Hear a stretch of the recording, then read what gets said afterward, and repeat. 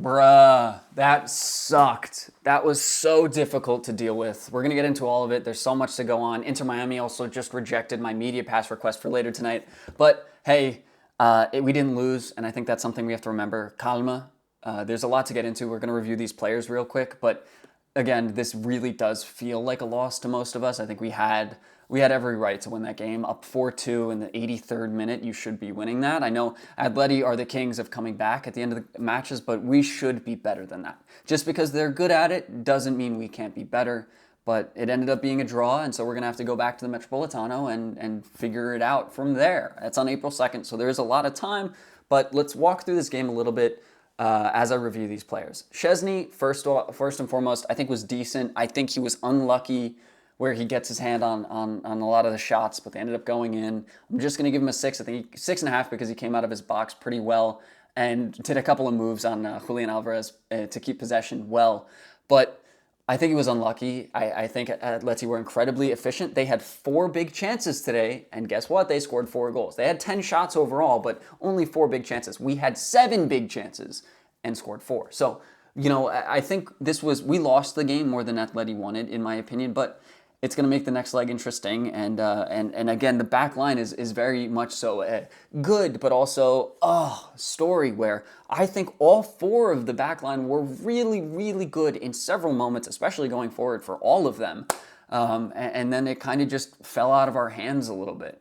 Koundé made, I think he got the first assist to Pedri where he checked it up to the top of the box. Great finish by Pedri, but great ball by Koundé. He put a couple other good balls in and was really good going forward, but defensively, again, you got to ask for more from all of these guys. Maybe Balde did pretty well here. I'm going to focus less on him than I will on the other guys defensively. But man, I don't know. You just got to ask for more coverage from these guys, more preparation. Maybe just drop back on that high line. Don't hold it that deep in the game, especially when you know Atleti are going to expose it, and they're probably going to expose it well.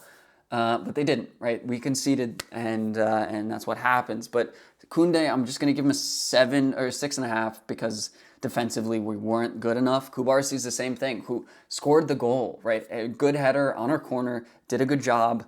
Unfortunately, it didn't really matter that much, or it wasn't as effective or as important as I thought it was going to be. But it is his first goal with the first team, so I'm going to give him some credit. It's a good header.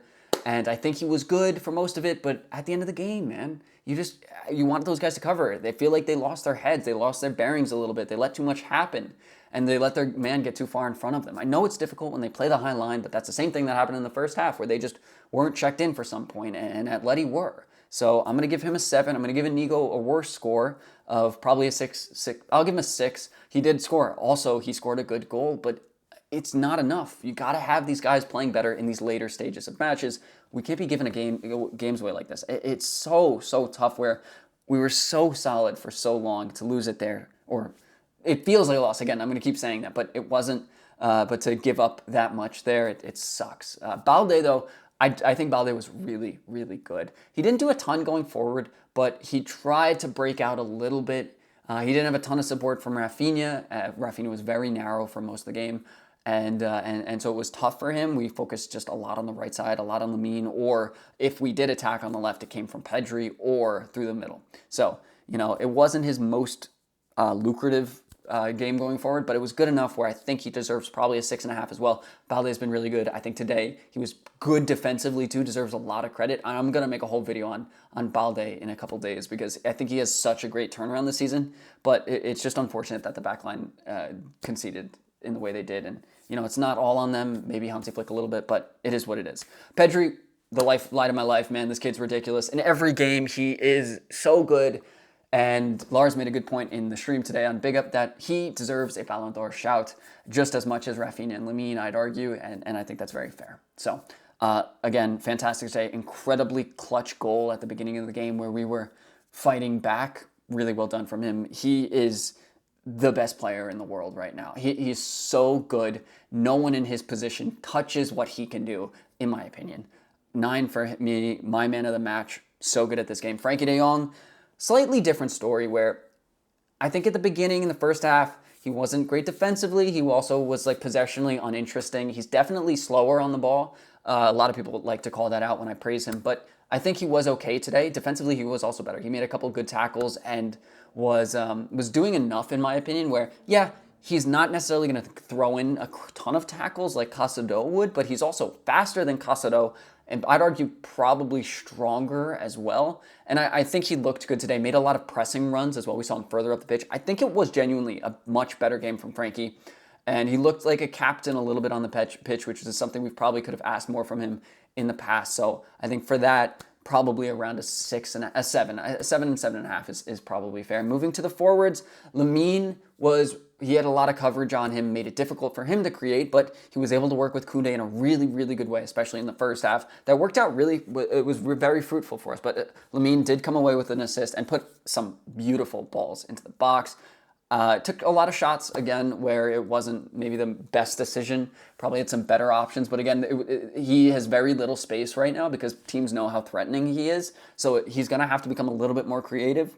But he was good enough today to probably earn about a 7.5, I think. Dani Olmo was less exciting, was less riveting today than we've seen from him, but there were a couple instances where he was able to bounce the ball off him to Lamine or him to Pedri or to Ferran Torres, where it was very, almost very lucrative for the team, but it wasn't his wildest performance. I think he was fine, 6.5, probably is fair. I think he did his job, more or less, but he wasn't exactly lighting up the screen like we've seen from him in the past. Rafinha was pretty good. This wasn't his best game, in my opinion, but he did get 2 assists, both on the corners, so it's a little bit different. But I think he was pretty good. There were a couple of run-ins behind where maybe you could ask for him to be a little bit better with his control, but I think he was good enough and played one really good ball to Ferran Torres, where Ferran was basically open and threw it away. But Rafa probably deserves about an 8.5 for the assists on the corners. I know they're corners, but hey, deserves credit for that nonetheless. Ferran Torres, man, was almost incredible, guys. But I think it was still better than Lewandowski. Now, I think when Lewa came in, I genuinely believe that the team lost a lot of movement, and Lewa's touch is just so obviously nowhere near Ferran Torres's, and his ability to link up with players is just not there. But that doesn't mean that one is wildly better than the other. I think Lewa had a great finish today. Ferran Torres missed three simple chances, frustratingly simple chances, where he put lame finishes on the ball. Not like he put a good try on the strike. They were lame. And it's just unacceptable from the guy. Like, I still think he deserves to start some games, and he deserves a lot of minutes.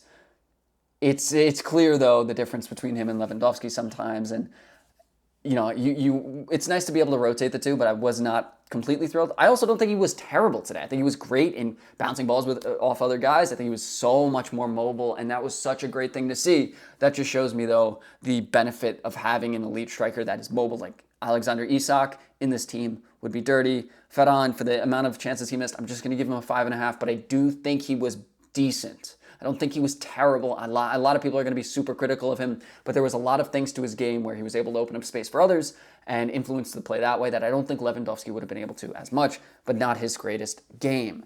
Now, before I get to Hansi Flick too, we're going to get to the subs.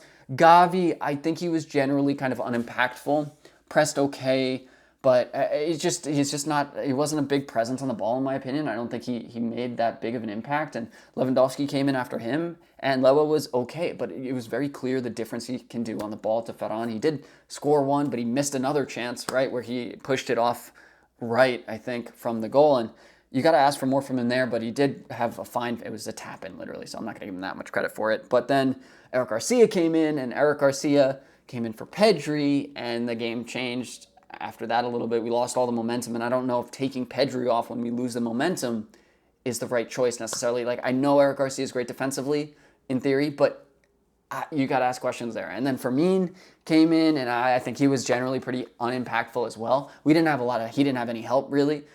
We weren't attacking that much, so whenever he got on the ball to move forward, it didn't really work out, and it was really stressful, and we conceded, and we gave up the win here in a game where we really should win. Now, I've saved Hansi Flick for last because he didn't bring on Araujo, and that's something we were talking about a lot in chat, where you probably want to bring him in against Sorloth. Sorloth has done a lot for this team, him and Correa, late in matches. You know that substitution is coming. Having another profile with him could be beneficial, and we didn't really hold the high line well anyway.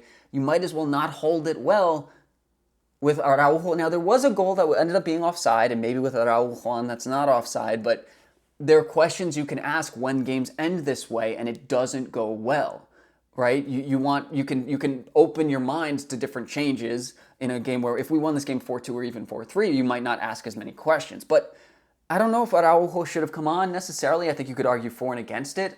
I would have probably said bring it on. I think it's a simple sub, but I don't know if you want to hold the high line like that when the guys are tired and against incredibly athletic and fast and smart attackers.